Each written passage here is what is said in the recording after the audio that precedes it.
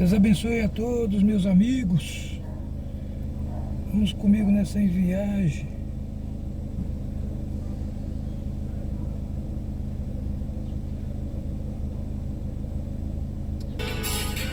Palavra da Verdade, com Hernandes Dias Lopes. Convido você para abrir sua Bíblia comigo, por gentileza.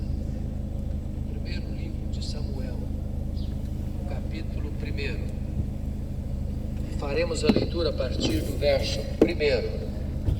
1 Samuel, capítulo 1.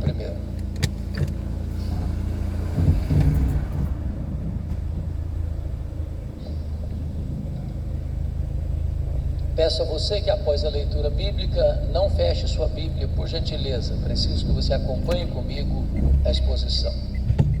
Está escrito assim: houve um homem de Ramataim Zofim, da região montanhosa de Efraim, cujo nome era Eucana, filho de Jeroão, filho de Eliú, filho de Tou, filho de Zufi, efraimita. Tinha ele duas mulheres, uma se chamava Ana e a outra Penina.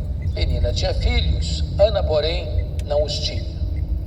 Este homem subia da sua cidade de ano em ano a adorar e a sacrificar ao Senhor dos Exércitos em Siló. Estavam ali os dois filhos de Eli, Rofini e Finéias, os sacerdotes do Senhor.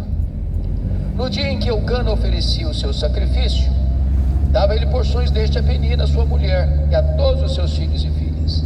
A Ana, porém, dava porção dupla, porque ele amava, ainda mesmo que o Senhor a houvesse deixado estéril.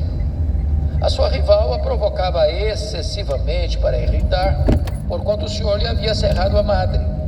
E assim o fazia ele de ano em ano. E todas as vezes que Ana subia à casa do Senhor, a outra a irritava pelo que chorava e não comia. Então Eucana, seu marido, lhe disse: Ana, por que choras? E por que não comes? E por que estás de coração triste? Não te sou eu melhor do que 10 filhos?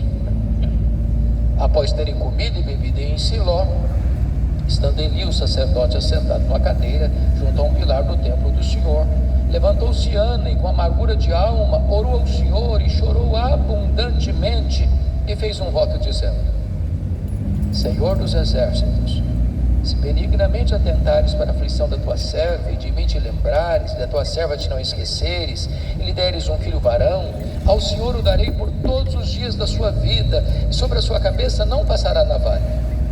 Demorando-se ela no orar perante o Senhor, passou ele a observar-lhe o movimento dos lábios, porquanto Ana só no coração falava. Seus lábios se moviam, porém não se lhe ouvia voz nenhuma. Por isso ele a teve por embriagada e lhe disse: Até quando estarás tu embriagada? Aparta de ti esse vinho. Porém Ana respondeu: Não, Senhor meu, eu sou mulher atribulada de espírito. Não bebi nem vinho, nem bebida forte, porém venho derramando a minha alma perante o Senhor. Não tenhas, pois, a tua serva por filha de Belial, porque pelo excesso da minha ansiedade e da minha aflição que tenho falado até agora. Então lhe respondeu: Vai-te em paz, Deus dará para você especial que me fizeste. E disse ela: Acha tua serva mercê diante de ti. Assim a mulher se foi seu caminho e comeu, e o seu semblante já não era triste. Levantaram-se de madrugada e adoraram perante o Senhor, e voltaram e chegaram à sua casa a Ramá. Eucana coabitou com Ana, sua mulher, e lembrando-se dela o Senhor, ela concebeu. E passado o devido tempo teve um filho, a que chamou Samuel, pois dizia: Do Senhor o pedi. Verso 26. Disse Ana a Eli: Ah, meu Senhor, tão certo como vives, eu sou aquela mulher que aqui esteve contigo orando ao Senhor. Por este menino orava eu, e o Senhor me concedeu a petição que eu lhe fizera, pelo que também eu trago como devolvido ao Senhor por todos os dias que viver, pois do Senhor o pedi. E eles adoraram ali o Senhor. Amém.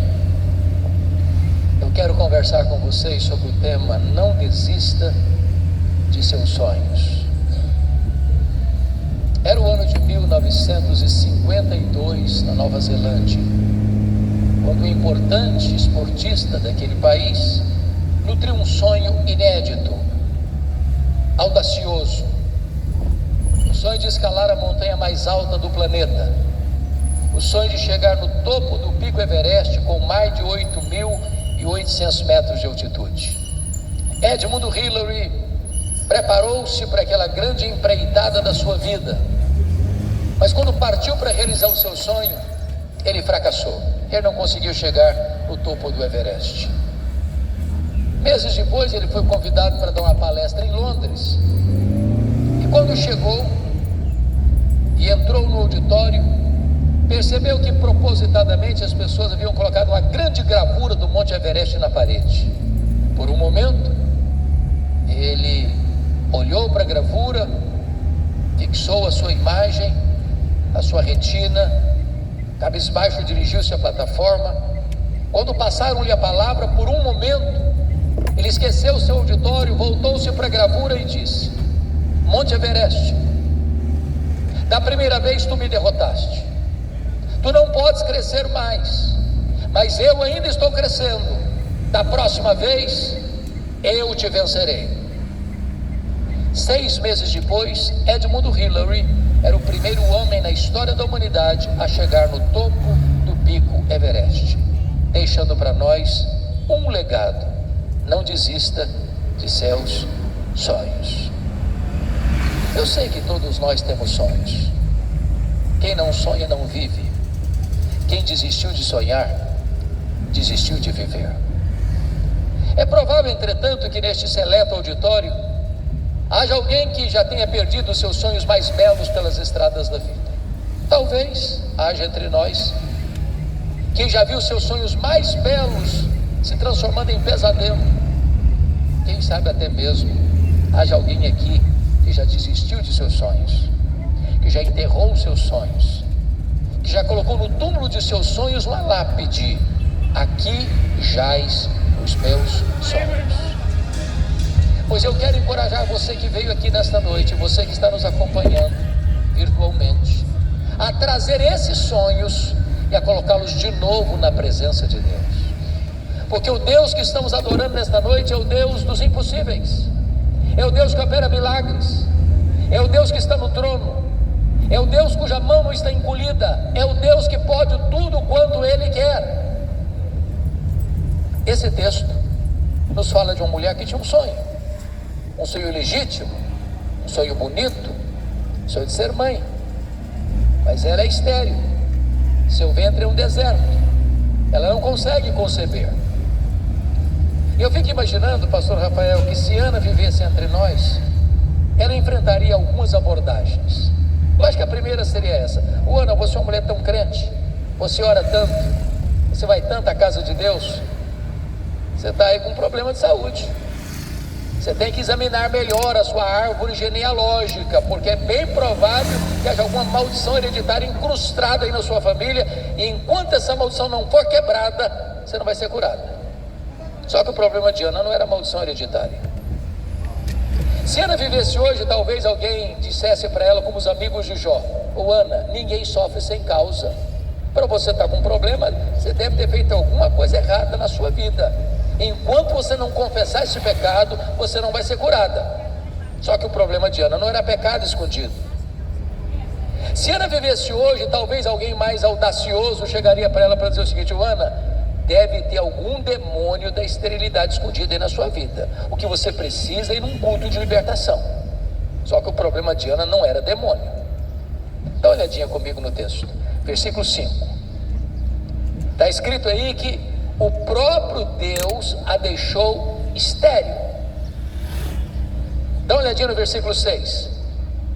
Diz que o próprio Deus cerrou a sua madre, de tal maneira que a doença de Ana não tem a ver com maldição, não tem a ver com pecado escondido, não tem a ver com demônio. A doença de Ana tem a ver com Deus.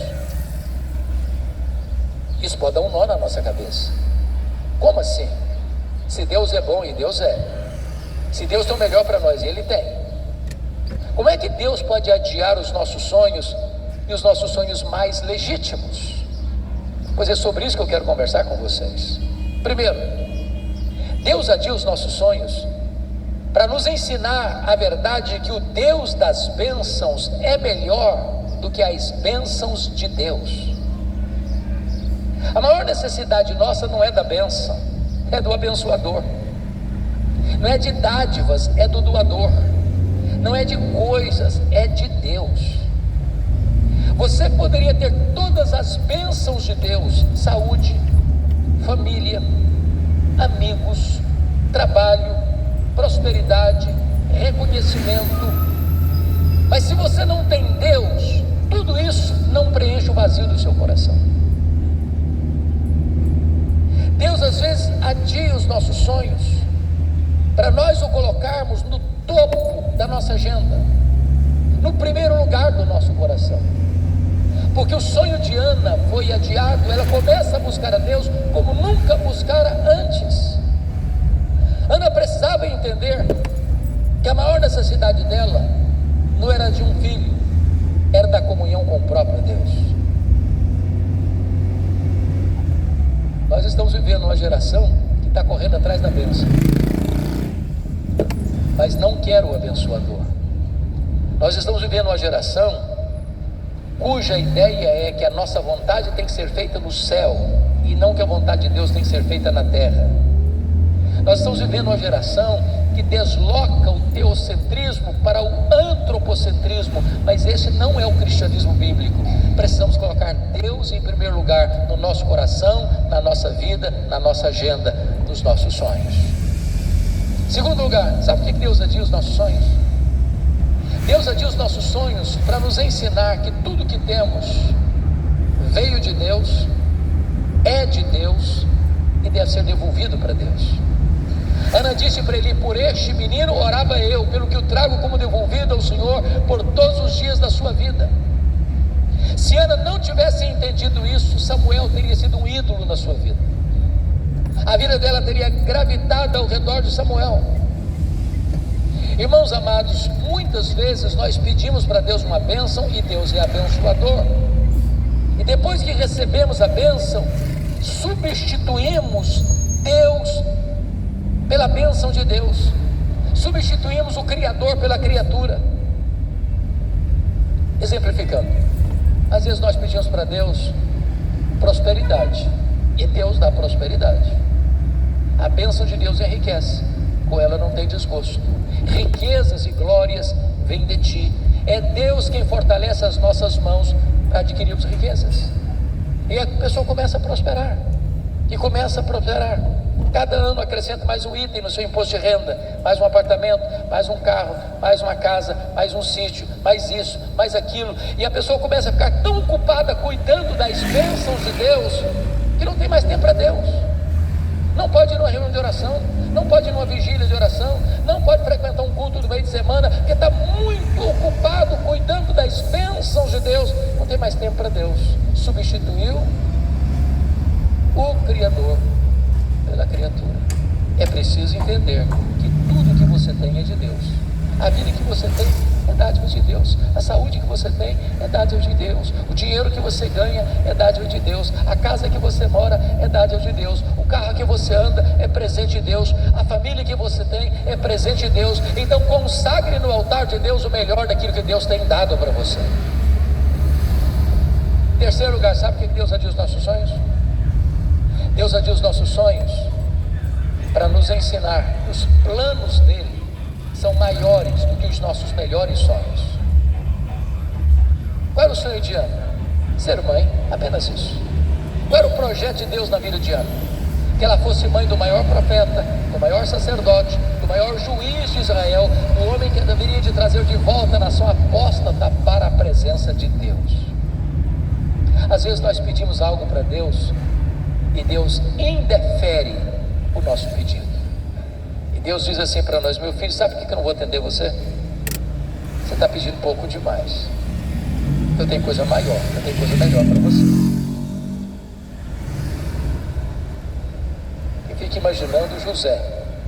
Ele estava lá no Egito, ele estava preso, ele era inocente, e ele pede ao copeiro do faraó para lembrar-se dele. O copeiro do faraó se esquece dele. Ele fica mais 2 anos mofando na cadeia, na prisão. E você pergunta: mas onde está Deus que deixa um filho seu inocente numa prisão imunda? Por que Deus não tirou José da prisão quando ele queria sair da prisão? Se ele tivesse saído da prisão quando ele queria sair, o máximo que ele teria sido era um bom lavador de copos do palácio de faraó. Naqueles 2 anos, Deus estava construindo a rampa do palácio para ele sair da cadeia e ser governador do Egito. Quando Deus parece demorar, não é porque Ele está longe, não é porque Ele está distante, não é porque Ele está indiferente, é porque Ele está preparando algo maior e melhor para a nossa vida, porque não há Deus como o nosso que Ele trabalha para aqueles que nele esperam. Notem vocês que Jesus nos ensinou a orar. Ao ensinar-nos a orar, Jesus nos ensinou assim: pedi e dar-se-vos-á, buscai e achareis, batei e abrir-se-vos-á, porque todo que pede, recebe, todo que busca, encontra, todo que bate, abrir-se-lhe-á. Isso foi o que Ele ensinou. Às vezes nós entendemos o contrário, às vezes entendemos assim: todo que pede, recebe o que pede. Não, isso não está na Bíblia, isso Jesus nunca ensinou. Ai de nós se estivesse na Bíblia assim. A Bíblia diz que nós não sabemos orar como convém. Às vezes nós pedimos para Deus uma pedra, pensando que estamos pedindo um pão. Às vezes pedimos para Deus uma cobra, pensando que estamos pedindo um peixe. Às vezes pedimos para Deus um escorpião, pensando que estamos pedindo um ovo. Às vezes pedimos para Deus que vai nos destruir, pensando que estamos pedindo que vai nos dar vida. Deus é tão bom com você e comigo que Ele não dá tudo que nós pedimos. Ele dá o que nós precisamos, Ele dá o melhor. Então entenda uma coisa: os pensamentos de Deus são maiores do que os seus pensamentos. Os projetos de Deus são melhores do que os seus melhores sonhos. Então entenda isso. Deus tem o melhor para você. Os planos dele são maiores e melhores do que os seus mais lindos sonhos. Mas em quarto lugar, sabe por que Deus adia os nossos sonhos? Deus adia os nossos sonhos porque Ele é Deus, livre e soberano, que faz todas as coisas conforme o conselho da sua vontade. Veja comigo, por favor, capítulo 2, versos 6 a 8, no cântico de Ana, o que ela vai declarar. Ela diz assim: o Senhor é o que tira a vida e a dá, faz descer a sepultura e faz subir. O Senhor empobrece e enriquece, o Senhor abaixa e também exalta. O Senhor levanta o pobre do pó e desde o monturo exalta o necessitado, para o fazer assentar-se entre príncipes. Nas minhas andanças por esse Brasil afora, às vezes eu vejo algumas pessoas, em nome de uma fé robusta, beirando a blasfêmia, quando chegam para Deus petulantemente dizendo assim: Deus, eu exijo, eu proíbo, eu ordeno, eu decreto, e ai de Deus se não atender. Até parece que essas pessoas estão assentadas num alto e sublime trono e Deus no escabelo de seus pés. Que tolice, que tolice. Deus está no trono, Ele é Deus. Ele não precisa pedir licença nem para você, nem para mim, para agir. Ele age quando quer, como quer, com quem quer, porque Ele é livre e soberano. Ele faz todas as coisas conforme o conselho da sua vontade. Agora, quando Deus age, ninguém pode impedir a mão de Deus de agir. Porque algumas pessoas, do alto da sua sapiência teológica, arrotando a fanfarronice doutrinária, dizer o seguinte: olha, Deus fez lá no passado, hoje Ele não faz mais. Os sinais foram operados naquela ocasião, agora não tem mais. Só que a Bíblia diz que o nosso Deus, o nosso Senhor, é o mesmo ontem, é o mesmo hoje, para sempre o mesmo. Ele não se aposentou, Ele não está numa cadeira de balanço, Ele não está senil, Ele está no trono e Ele faz todas as coisas conforme o conselho da sua vontade. Ele quem dá vida, Ele quem tira a vida, Ele quem abaixa, Ele quem exalta, Ele quem põe no trono, Ele quem tira do trono, é Ele quem faz todas as coisas conforme o conselho da sua vontade. Agora eu acho que Ana, como uma mulher instruída que era, porque era uma mulher crente, eu penso, pastor, que ela deve ter buscado todos os recursos da medicina do seu tempo, porque não é pecado você buscar os recursos da ciência para tratar da sua saúde.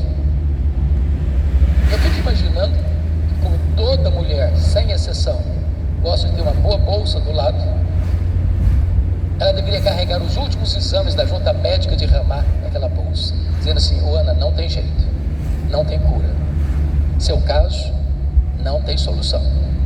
Mas Ana entendia outra coisa. Se Deus quiser, tem jeito. Para Deus não é impossível.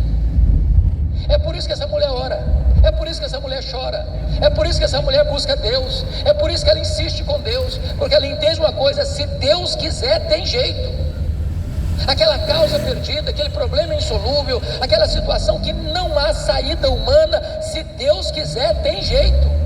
Não desista, não recue, não jogue a toalha. Deus pode fazer o que o homem não pode fazer.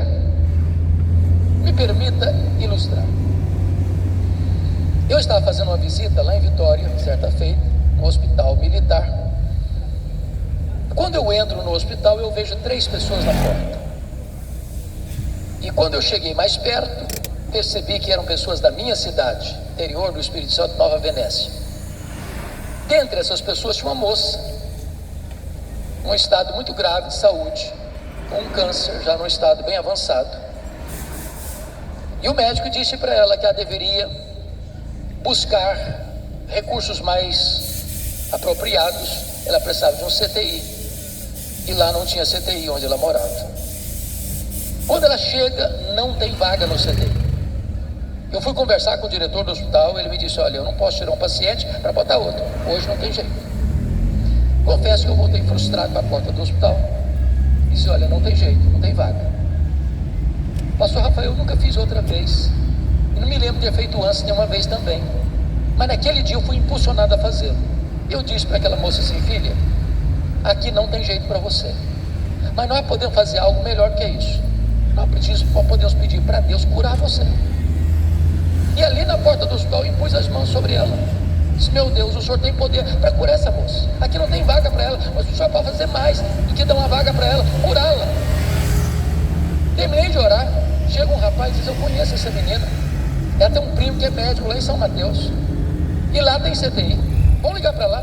Ligamos, o médico atendeu: pode trazer a minha prima para cá. Levou todo o pacote de exames, constatou a gravidade do problema, mas colocou numa maca, almoço, né? Submeteu-a aos mais rigorosos exames, não encontrou mais nada no seu corpo. Naquele dia ela foi liberada para voltar para sua casa. Isso tem mais de 20 anos. Pregando agora em Nova Venécia, no dia 28 de dezembro, lá estava aquela linda mulher. Veio tirar uma foto comigo. E disse: pastor, o senhor está lembrado de mim? Essa pergunta eu nunca faço a um pastor, por gentileza. Eu disse: não estou, minha filha. Eu sou aquela moça porque o senhor orou lá há 20 anos na porta do hospital. Estou curada. Eu não estou dizendo para você que todas as pessoas pelas quais eu vou orar, pastor Rafael vai orar, ou os demais pastores aqui presentes vão orar, qualquer irmão aqui for orar, que Deus vai fazer. Não estou falando isso. O que eu estou dizendo é que se Deus quiser, tem jeito. Então não desista de seu sonho. Mas esse texto nos mostra um segundo aspecto. Quando uma pessoa tem sonhos, ela tem que ter cuidado, porque existem assassinos de sonhos soltos por aí. E Ana teve que lidar com 3 assassinos de sonhos. A primeira pessoa que quis matar os sonhos de Ana foi a sua rival, a Penina. Eu não sei o que Penina dizia para Ana, mas Penina irritava Ana, sobretudo quando Ana subia para a casa de Deus, a ponto de Ana perder o apetite, começar a chorar, entrar em depressão.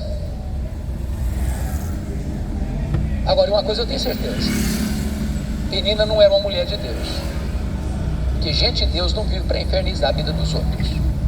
Gente de Deus é bálsamo, gente de Deus é aliviador de tensões. Mas à luz do versículo 6, eu creio que a Penina dizia mais ou menos o seguinte para Ana: ô Ana, você é tão crente, você vai tanto à casa de Deus, você ora tanto, você chora tanto, está aí estéril. Eu não oro igual a você, não sou crente igual a você. Olha aqui, ó, estou com saúde, cheio de filhos. Se esse negócio de orar funcionasse mesmo, você não estaria nessa. Você conhece gente assim? Cuidado com essa gente. São assassinos de sonhos.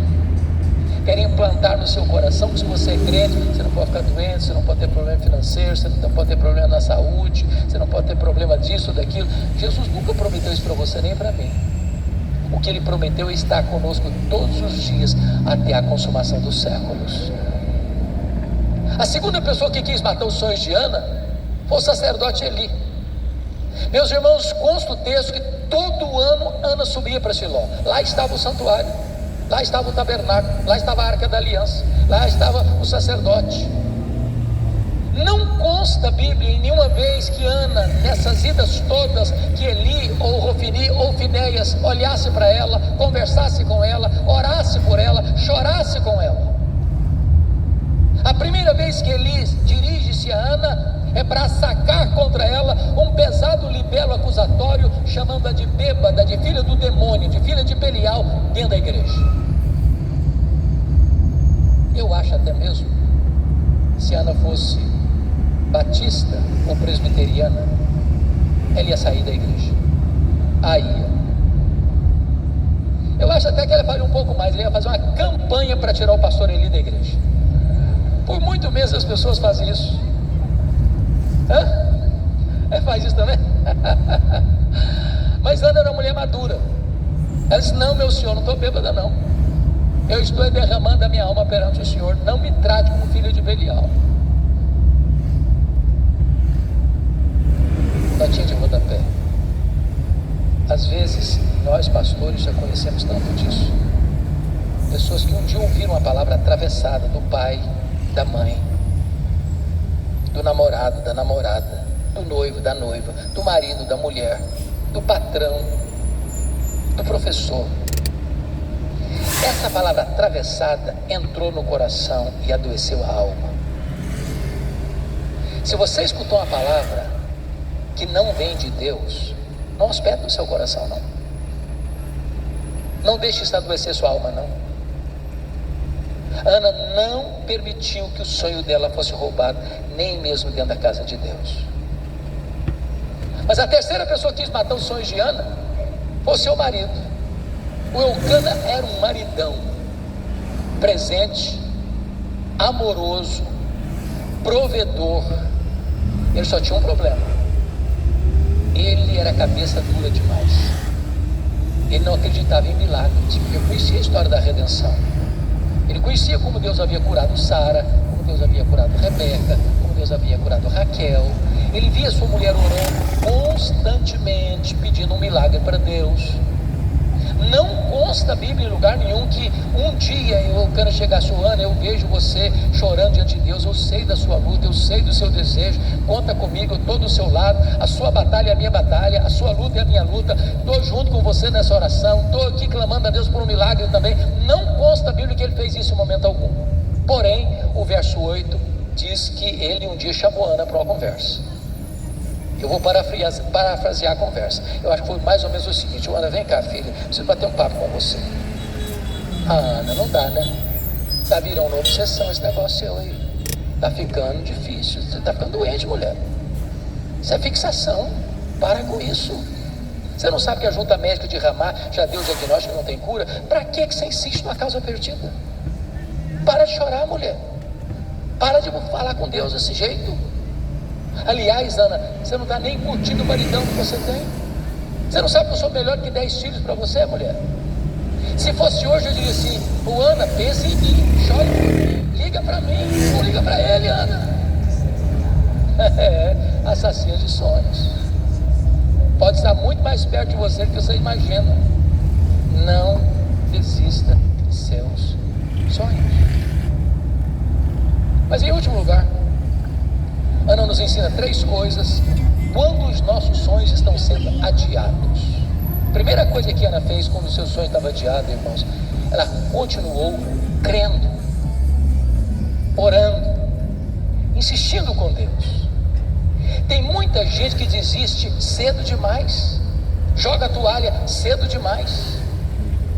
Irmãos, tem muitos casamentos que não precisavam ter acabado não, se tivesse um pouquinho mais de paciência, um pouquinho mais de oração, um pouquinho mais de jejum, um pouquinho mais de lágrimas, um pouquinho mais de perseverança. Joga a toalha não. continue chorando, continue jejuando, continue indo à casa de Deus, continue aguardando de Deus um milagre. Continue. Me permita 2 exemplos. Norman Vincent Peale era um pastor metodista. Ele escreveu o seu primeiro livro, O Poder do Pensamento Positivo. Todo escritor enfrenta alguma dificuldade para publicar o seu primeiro livro. As editoras nem olham o conteúdo, não entram no mérito. Escreveu o livro, procurou algumas editoras, bateu em várias portas, nenhuma editora se interessou pelo livro dele. Ele ficou muito frustrado. Chegou em casa, jogou os rascunhos no lixo e disse: no lixo vão ficar os meus sonhos de ser um escritor. Dona Ruth, sua mulher, mais crente, mais otimista do que ele, disse: eu creio nos seus sonhos e vou lutar por eles. Pegou os rascunhos do lixo, bateu em outras portas, encontrou a editora interessada. Resultado: esse livro já vendeu mais de 40 milhões de exemplares. Um dos maiores best-sellers da literatura cristã. Estavam no lixo. Não desista de seu sonho. Segundo exemplo, eu gosto muito de política, acompanho política, e um dos homens que me marcam muito é Franklin Delano Roosevelt. Esse cidadão americano estudou em Harvard, estudou na Columbia, Universidade de Columbia, entrou na política, tinha uma carreira promissora, mas o sonho dele era ser presidente dos Estados Unidos da América. Aos 39 anos de idade, sofreu poliomielite, ficou paraplégico numa cadeira de rodas. Alguém chega para ele e diz: numa cadeira de rodas você nunca será presidente dos Estados Unidos da América. Ele respondeu: pois eu nunca vou desistir. Foi o único homem até hoje na história americana que foi eleito e reeleito presidente dos Estados Unidos da América 4 vezes consecutivamente numa cadeira de rodas. Não desista de seus sonhos. A segunda coisa que Ana fez quando seu sonho estava sendo adiado é que ela tomou posse da promessa da palavra de Deus. Veja comigo o versículo 17. Eu acho isso encantador, porque o profeta Eli acabara de falar uma tolice para ela, chamando-a de bêbada. Esta palavra ela não acolheu, mas agora ele abre a boca, é um profeta de Deus, quando diz para ela assim no verso 17: vai em paz para a tua casa, e o Deus de Israel te conceda a petição que lhe fizeste. Essa palavra é boa, essa palavra é de Deus, essa palavra ela acolheu, e essa palavra produziu 2 curas em Ana. Primeiro, uma cura emocional lá em Siló. Segundo, uma cura física lá em Ramá. Quando ela sai de Siló, diz o texto que não tem mais tristeza no seu rosto, não tem mais angústia na sua alma, tem brilho na sua face, tem alegria no seu coração, tem fé no seu coração. Deus curou a alma dela em Siló. Mas diz o texto que ela desce para Ramá, coabita com seu marido, Deus se lembrou dela, ela concebeu e deu à luz a um filho, a quem pôs o nome de Samuel. Lá em Siló Deus curou sua alma, lá em Ramá Deus curou o seu ventre. Lá em Siló ela creu, lá em Ramá o milagre aconteceu. Você quer milagres na sua vida? Creia nas promessas da palavra de Deus.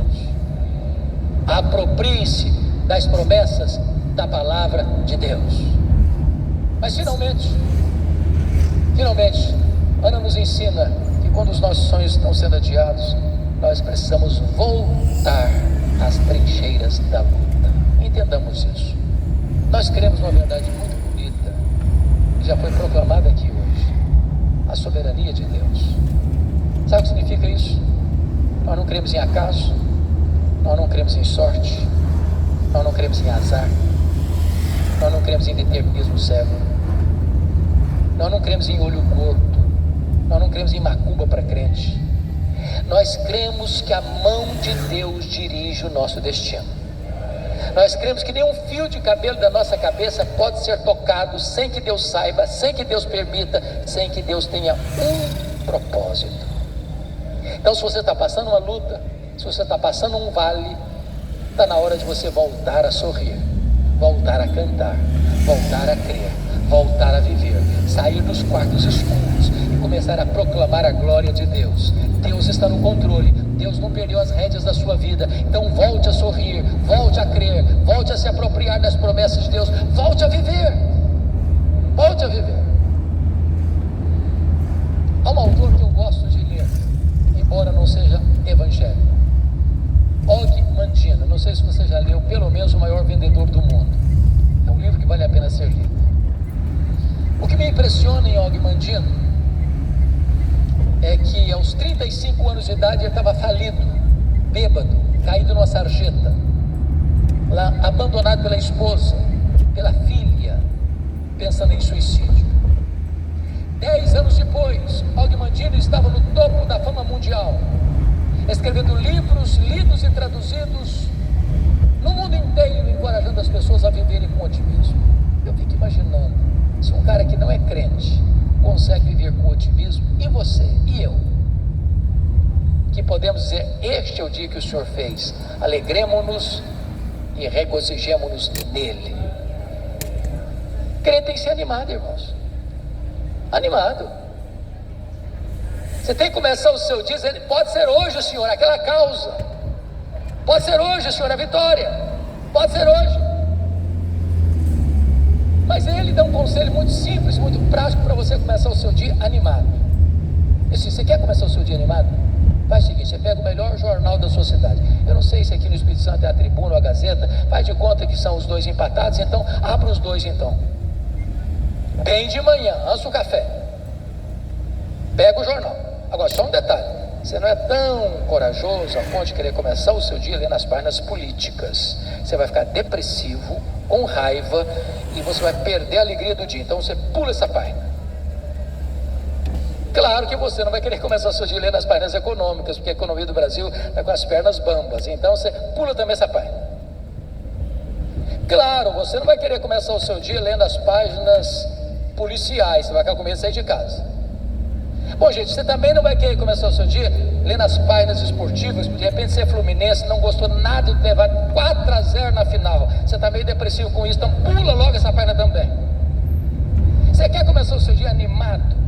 Faz o seguinte então, abra lá na página do obituário a lista das pessoas que morreram, começa por aí, lê tudo.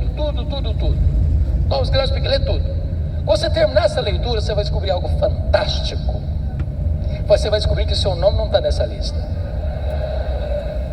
Você vai descobrir que as pessoas que estão nessa lista dariam tudo para estar no seu lugar. Você vai descobrir que você está vivo. Se você está vivo, um milagre de Deus pode acontecer na sua vida hoje. Não desista de seus sonhos. Essa mensagem tem um peso especial para mim, porque eu sou fruto de um sonho. Meus pais moravam numa região muito pobre, no interior do Espírito Santo, nos idos de 1958. Não tinha estrada, não tinha carro, não tinha recursos médicos. Quando a pessoa ficava doente, ela tinha que ser transportada numa padiola, um lençol amarrado num varal, transportado 40 quilômetros, onde ficava o primeiro recurso médico. A minha mãe estava grávida do seu último filho, no estado adiantado de gravidez, quando caiu gravemente enferma. Meu pai sabia que ela não suportaria uma viagem de 40 quilômetros, uma padiola. Mandou chamar o médico, ele veio, a examinou e disse: essa mulher não vai sobreviver. Ela está muito doente, muito fraca, e a criança que está no ventre dela está em agonia de morte. Só uma chance de salvar essa mulher é tirar a criança, é sacrificar a criança. Se não sacrificar a criança, a mãe morre junto com a criança. A minha mãe, naquele dilema, cristã que já era nesse tempo, respondeu: eu não abro mão desse filho, eu não desisto desse filho, eu estou pronto a morrer com ele, eu estou pronto a morrer por ele, estou pronto a dar minha vida por ele, mas eu não desisto dele. E naquele momento ela fez um voto para Deus. Disse: meu Deus, se tu poupares o meu filho, se tu poupares a minha vida, eu dedico este filho para o Senhor, para ele ser um pastor, um pregador do Evangelho. Deus ouviu a oração da minha mãe e eu nasci.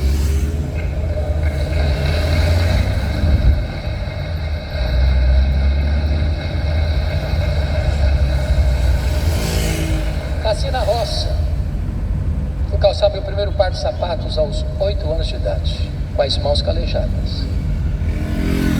Desde criança, desde que me entendo por gente, tenho uma vontade muito grande de aprender. Na minha casa não tinha livros. Aliás, tinha apenas um dicionário velho, rasgado.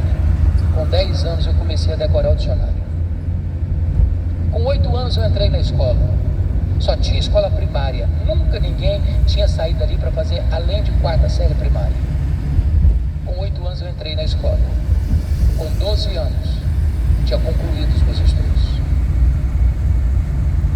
Com 12 anos eu nunca tinha visto a lâmpada elétrica. Fui criado com lamparina a querosene. Com 8 anos eu nunca tinha visto um aparelho de televisão. Com 12 anos, aliás, eu nunca tinha visto uma lâmpada elétrica. Com 12 anos eu nunca tinha visto um aparelho de televisão. Com 12 anos eu nunca tinha entrado numa cidade. Com 12 anos, por providência de Deus, a minha professora que me alfabetizou estava se transferindo para a capital do estado, cidade de Vitória. E ela fez uma pergunta para mim, sabendo o meu sonho de estudar: você tem coragem de vir comigo? Eu respondi para ela: se os meus pais deixarem, eu vou. Com 12 anos, eu subi na carroceria de um caminhão e vim morar em Cupi de Baixo, um dos bairros mais difíceis de Vila Velha, da Grande Vitória, dentro de um mangue, do lado de um prostíbulo. Na época, uma casa de 4 cômodos, com 10 pessoas. Eu nunca esqueço da visão desta mulher. Aliás, pastor Abdala, o último livro que escrevi agora, Os Milagres de Jesus, dediquei à minha professora Zilda Portela Fiame, a quem quero prestar esta homenagem. Ela me levou para sua casa. Ela me abrigou durante um ano. Mas foram tempos dificílimos, de muita carência. Muitas vezes, eu namorei um pão de sal na vitrine de um botequim, com muita fome. Não tinha dinheiro para comprar um pão de sal para comer. Muitas vezes procurei farinha ou açúcar para comer e não tinha. Mas eu tinha um sonho e eu queria lutar por ele. Pasmem vocês, o meu sonho de criança era ser político e advogado. Eu não perdi um comício por nada.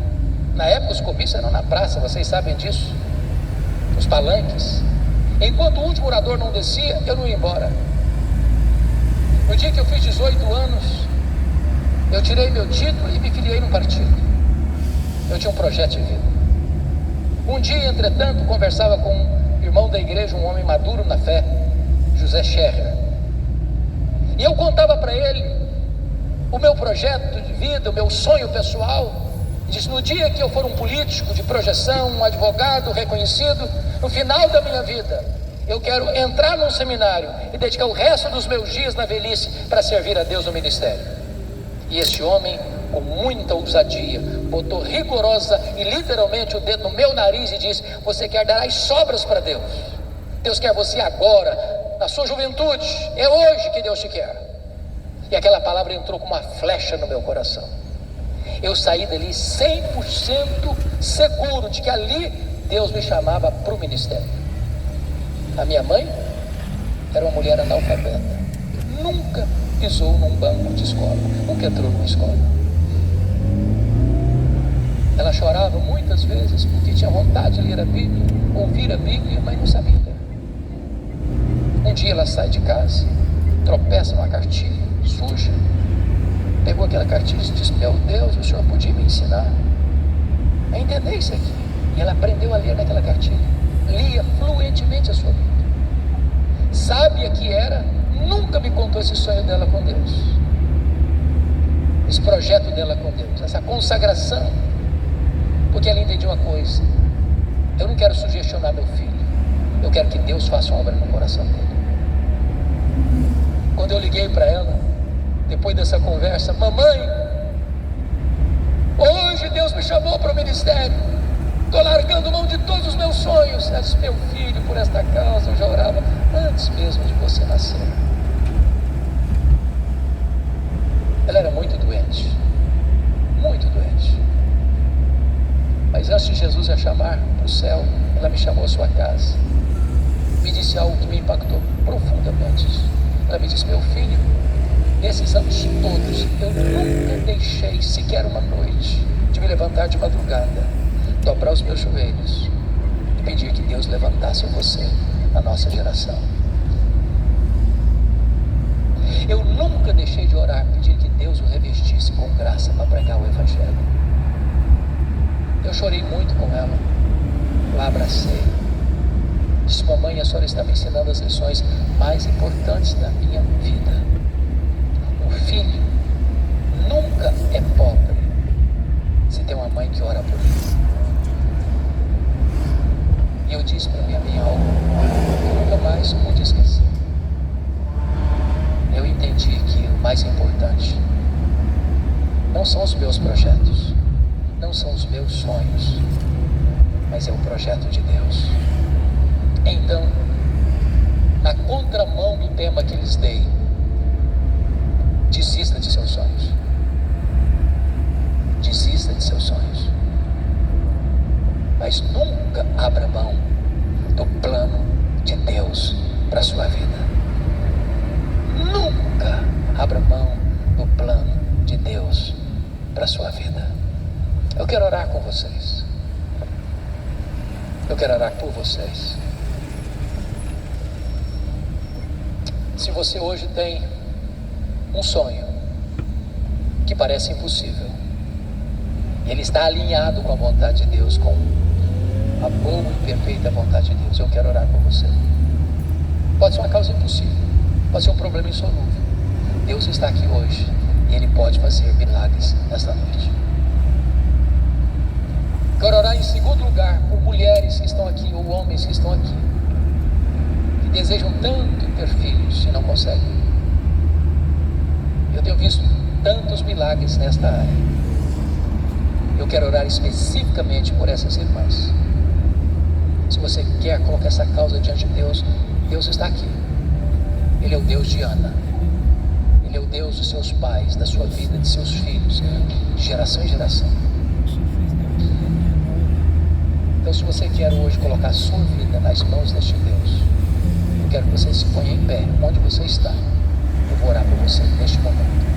Uma causa específica, uma situação específica. Coloque diante de Deus essa causa agora, em nome de Jesus.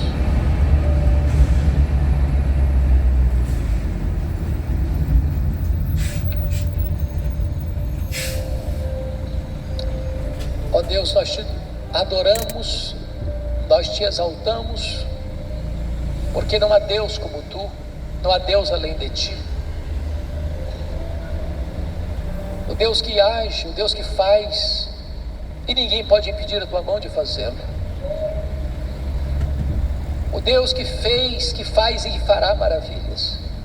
O Deus que está no trono, para quem não há coisa difícil nem impossível. Aqui está o teu povo, com suas lutas, com suas dores, com as suas carências, com as suas necessidades, com seus dramas. E tu és poderoso, Deus, para curar o enfermo. Tu és poderoso para restaurar o caído. Tu és poderoso para quebrar as algemas do cativo.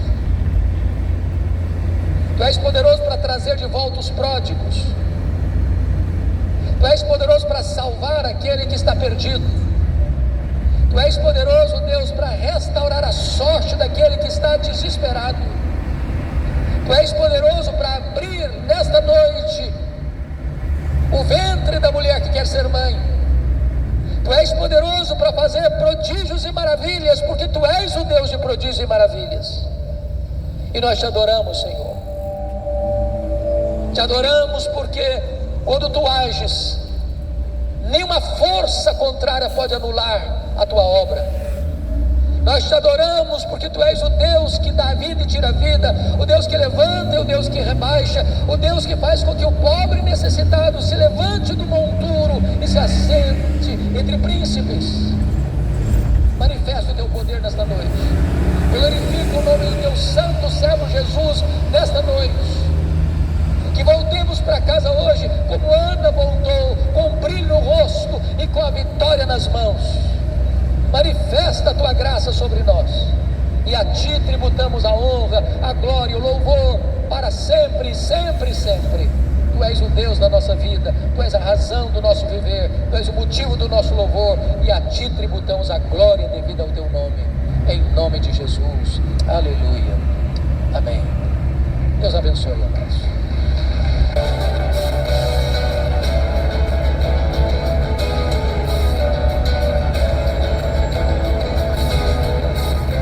Palavra da Verdade, com Hernandes Dias Lopes.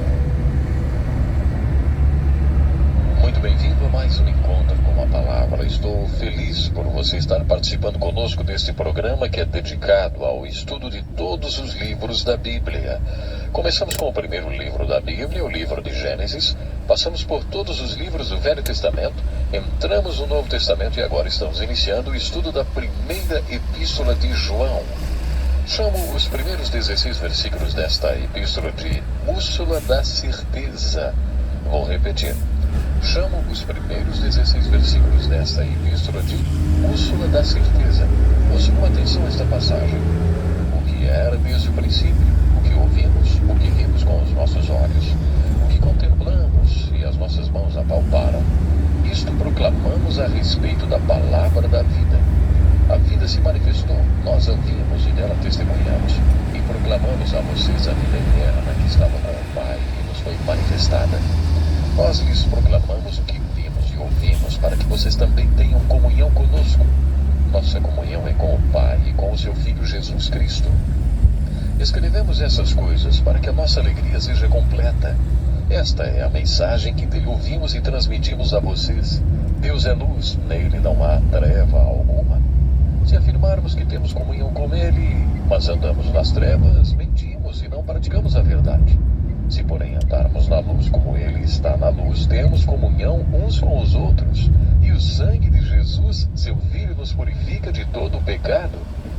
Se afirmarmos que estamos sem pecado, enganamos a nós mesmos e a verdade não está em nós.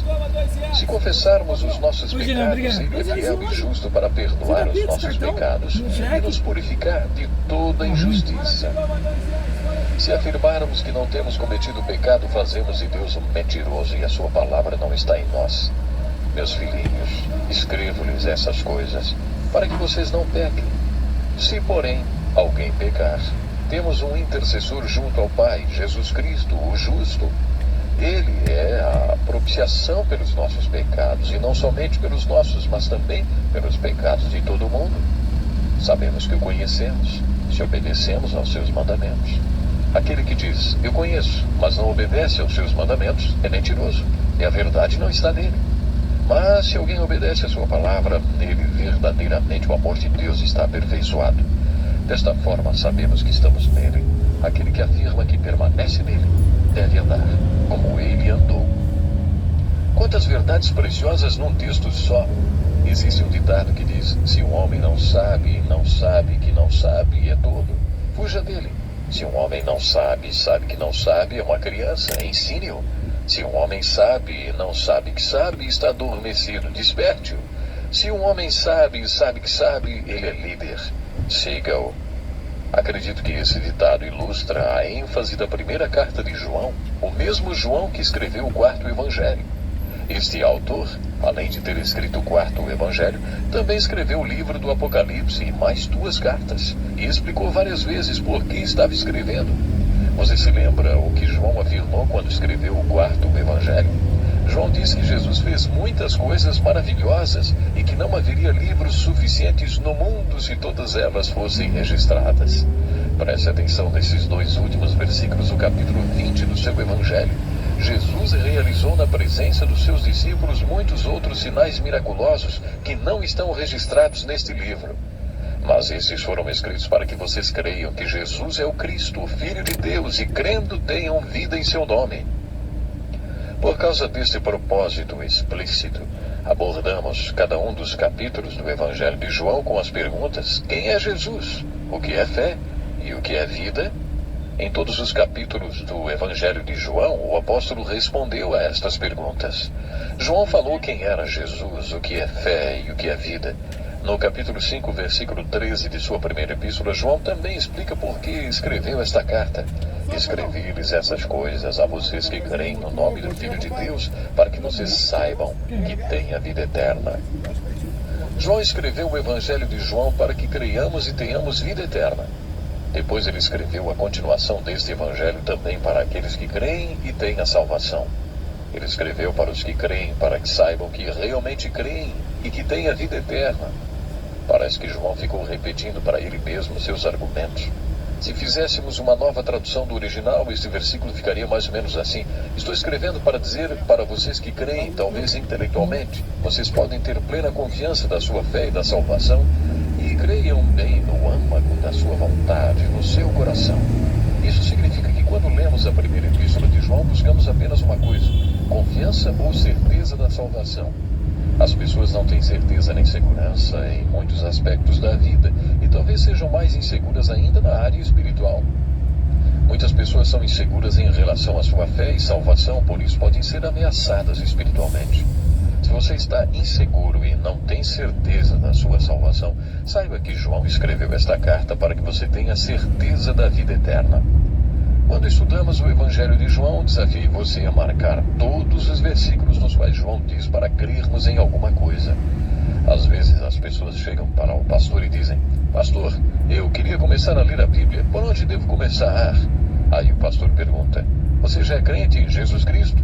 Se a pessoa responder que não é, mas que está interessada, então o pastor diz: leia o Evangelho de João, porque foi para pessoas como você que João o escreveu. Ele escreveu para que você creia. Por isso, leia o Evangelho de João, e cada vez que você encontrar um versículo em que ele mande crer em alguma coisa, marque-o. O que devemos marcar quando lemos a primeira epístola de João? Quando você estiver lendo esta epístola, imagine que você já é crente em Jesus, mas não tenha certeza da salvação. Imagine que você precise saber que você sabe. Quando você estiver lendo 1 João, marque todo o versículo em que João diz que você pode estar certo de que tem a salvação. Os 16 versículos que lemos no início do programa são um resumo desta carta de João, a primeira carta de João. Você está lembrado que no seu Evangelho, João também fez um prólogo nos primeiros 18 versículos. João usou a mesma tática de muitos pregadores na preparação de seus sermões. Primeiro ele disse sobre o que falaria. Depois ele falou e no capítulo 20 ele repetiu aquilo que tinha dito. Nesta epístola João fez isso. Nos primeiros 16 versículos João apresenta uma visão panorâmica da epístola e explica sobre o que vai falar. Se você não tem certeza da salvação, ou não é espiritualmente seguro, ou não tem certeza da sua fé, encontrará nos 16 primeiros versículos desta epístola de João a sua bússola espiritual, a bússola da certeza. O primeiro ponto nesta bússola da certeza são os fatos. Observe que João começa argumentando que a fé está baseada em fatos. Quando entendemos o que é fé, percebemos que ela não é um salto no escuro. A fé é baseada em evidências. A esperança não é baseada em evidências. Lembre-se de Hebreus capítulo 11, verso 1. Fé é a certeza daquilo que esperamos. A fé dá consistência às nossas esperanças. Existe uma diferença entre esperança e fé. A esperança não passa de esperança, mas a fé sempre tem uma base para se fundamentar. É por isso que João começa a carta dizendo que o Evangelho que cremos, que nos salvou, está, antes de mais nada, baseado em fatos. João explicou que estava escrevendo sobre um fato, algo sobre o qual ouvimos e vimos. As palavras usadas por João no original grego sugerem que estas coisas que vimos como que à distância e que depois vimos de perto, como o joalheiro que olha um diamante em sua lente. Com toda certeza, João estava falando da ressurreição de Cristo. O que ouvimos, o que vimos com os nossos olhos e o que contemplamos e nossas mãos apalparam. João estava dizendo que a fé em Cristo é baseada em fatos. Quando comparamos o livro de João com outros livros do Novo Testamento, surgem dois fatos relacionados ao Evangelho. Esses dois fatos do Evangelho são a morte e a ressurreição de Jesus Cristo. De acordo com as Escrituras, Jesus Cristo morreu pelos nossos pecados e ressuscitou dos mortos. É isto que pregamos e é isto que vocês creram, afirmou Paulo em 1 Coríntios 15. O próximo ponto da bússola da certeza é a fé. Primeiro temos os fatos do Evangelho, esse é o ponto número 1. O segundo ponto é a fé, fé nos fatos. O terceiro ponto é o resultado da fé nos fatos da morte de Jesus. Jesus Cristo morreu pelos nossos pecados. Que diferença isso faz quando você crê? Jesus Cristo morreu pelos nossos pecados. Faz alguma diferença quando você crê nisso? Claro que sim. Faz toda a diferença do mundo. Você sabia que seus pecados foram perdoados? Você tem carregado um peso a mais de culpa na bagagem da vida? Ou você tem a certeza de que seus pecados foram perdoados? Você já ouviu esta frase? Nós lembramos o que Deus se esquece, nós esquecemos o que Deus se lembra. Deus perdoa nossos pecados. Pecados no plural. Quando colocamos nossa fé na morte de Jesus Cristo e dizemos: Deus, creio que meus pecados estão perdoados porque Jesus Cristo morreu na cruz por eles. Deus diz: tudo bem, então eu nem me lembrarei mais deles. Mas nós não esquecemos os nossos pecados, e isso é um problema para nós. É por isso que carregamos uma carga de culpa. Não esquecemos aquilo que Deus esquece. Mas além disso, nós nos esquecemos do que Deus se lembra. Deus se lembra que somos pecadores e Ele quer que nunca nos esqueçamos disso. Pecamos muito porque nos esquecemos que somos pecadores. Deus sempre se lembra que somos pecadores e Ele não quer que nos esqueçamos disso. Deus esquece dos nossos pecados quando colocamos nossa fé na morte de Cristo, mas se lembra que somos pecadores. Nós esquecemos que somos pecadores e nos lembramos dos nossos pecados. João preparou o seguinte para nós através desta bússola da certeza. Se você realmente tem fé na morte de Jesus Cristo na cruz, então você já tem o perdão completo. João declarou na introdução desta carta: se afirmarmos que estamos sem pecado, enganamos a nós mesmos e a verdade não está em nós. Se afirmamos que não temos cometido pecado, fazemos de Deus um mentiroso e a sua palavra não está em nós. A boa notícia é que, se confessarmos os nossos pecados, Ele é fiel e justo para perdoar os nossos pecados e nos purificar de toda injustiça. No original grego, o verbo dá a ideia do tempo no presente contínuo e por isso poderíamos traduzir esse versículo assim: se continuamente confessarmos os nossos pecados, Ele continuamente nos perdoa. O sangue de Jesus Cristo permanece nos purificando de toda injustiça. O próximo ponto desta bússola da certeza é o resultado da fé na ressurreição de Jesus Cristo. A motivação maior de João era a ressurreição de Jesus Cristo. Percebemos isto logo no início desta carta. O que era desde o princípio, o que ouvimos, o que vimos com os nossos olhos, o que contemplamos e as nossas mãos apalparam. João estava se referindo à ressurreição de Cristo. Este foi o tema mais abordado pelos apóstolos no livro de Atos: a ressurreição de Jesus Cristo. Por que a ressurreição de Jesus Cristo é um fato do Evangelho tão empolgante? A fé no fato da ressurreição de Jesus é importante porque pode significar comunhão com o Cristo vivo e ressurreto. Pedro se empolgou com o fato de podermos conhecer a Jesus Cristo. Paulo também se empolgou com o fato de que em Cristo, nas dimensões espirituais, na presença de